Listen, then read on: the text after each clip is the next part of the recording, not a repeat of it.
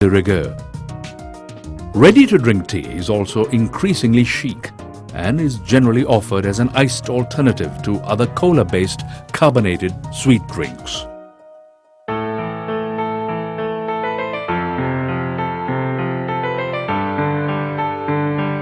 Tea is definitely good for one.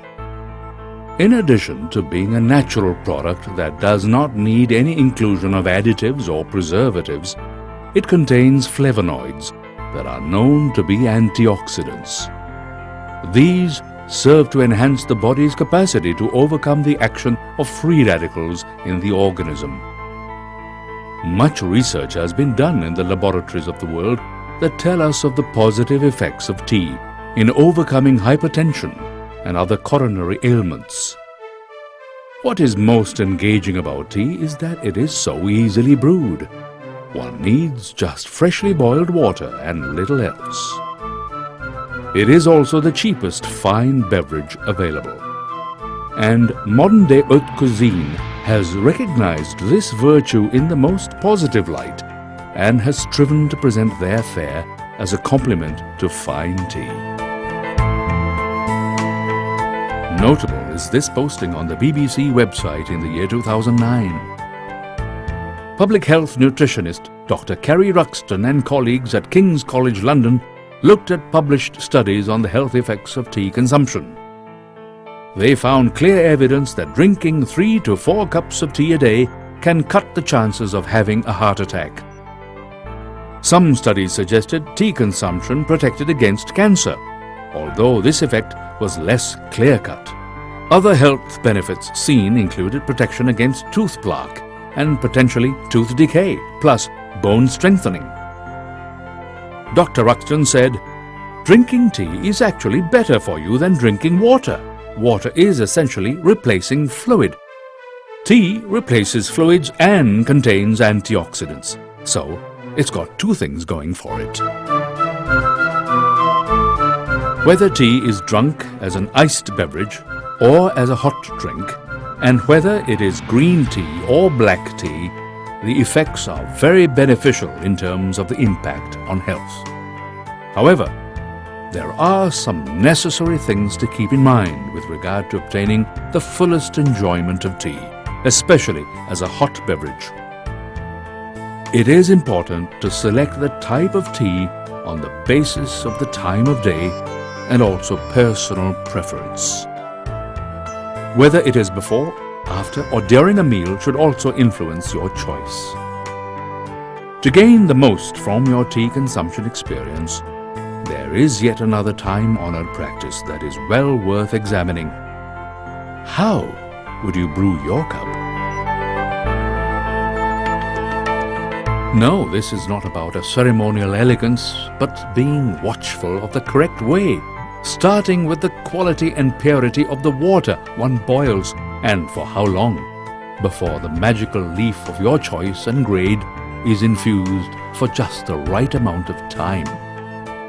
Then, indeed, then you will know the difference that spells Ceylon tea.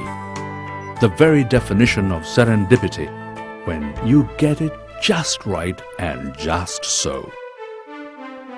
Some consumers have also been interested in added flavors. It is best if these fruit or mint flavors are subtle.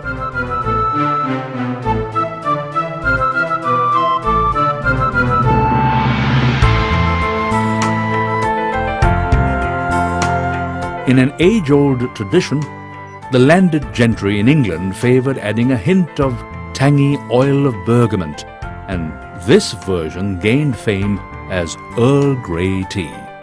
More recently, other flavors are also added to tea, and these have proved popular with many consumers. However, the method of brewing still remains vital in securing the best from Ceylon tea.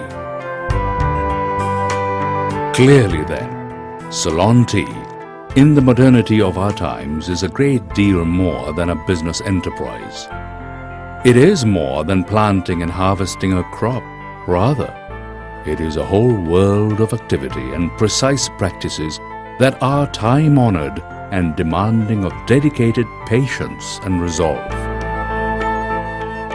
From the humblest individual who prepares the soil on the difficult montane terrain to his wife, mother or sister, who may well be the one who at the dawn of day actually plucks the vital shoots flourishing atop the tea bush, to the busy executive who rushes around demanding the exactitude that delivers the best in aroma and taste, to the sensitive proclivities of the expert taster, and then the whole cavalcade of dutiful responses to the needs and heeding to the demands of the trade. It spells a labor of love and an honorable venture. Welcome to Ceylon Tea.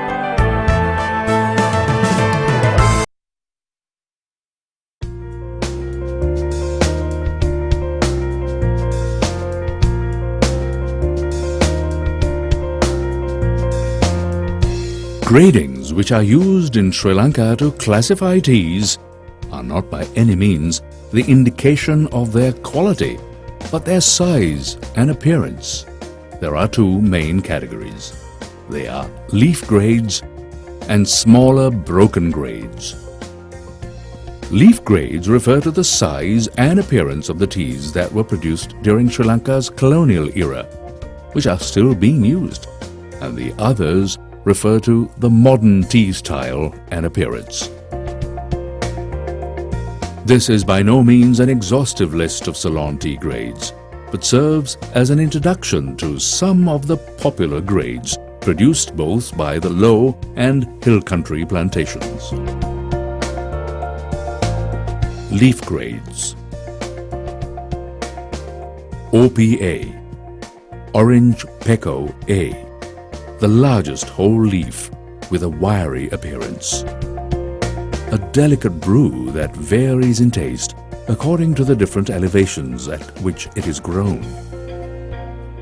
OP, Orange Pekoe, a whole leaf, well twisted, yields a delicate brew that varies in taste according to the different districts in which it is grown. OP1, Orange Pekoe 1, a well-twisted leaf tea, generally from the Low Country region. Pekoe, a curly leaf style, gives a light cup and delicate taste. Pekoe 1, same as Pekoe but smaller in size than Pekoe of any elevation. Smaller broken grades. BOP1, Broken Orange Pekoe 1, a well-twisted semi-leaf tea generally from the Low Country, with a mild, malty taste. BOP, Broken Orange Pekoe, a popular leaf size which helps to bring out a good balance of taste and strength. FBOP, Flowery Broken Orange Pekoe, a semi-leaf tea with some tips, has a mellow, flavory cup. FBOPF1, Flowery Broken Orange Pekoe Fanning 1, a typical Low Country semi-leaf tippy tea with a full-bodied sweet brew. FBOPFSP, Flowery Broken Orange Pekoe Fanning Special, similar in size to BOP1 but with a fair presence of tips. FBOPF XSP, Flowery